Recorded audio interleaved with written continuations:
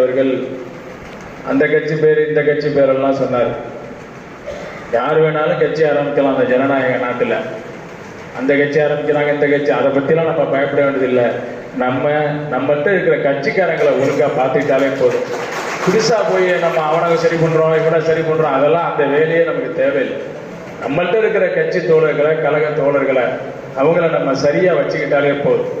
அவங்க வர்றாங்க, இவங்க யார் வேணாலும் வரட்டும். திராவிட முன்னேற்ற கழகம் பார்க்காத தலைவர்களா? சினிமா துறையில் கொடிகட்டி பிறந்த எம்ஜிஆரே பார்த்துருச்சு. ஏன் இந்த சட்டமன்ற தொகுதியில் சிவாஜி கணேசனையே பார்த்து தோற்ற ஊர் தானே இது.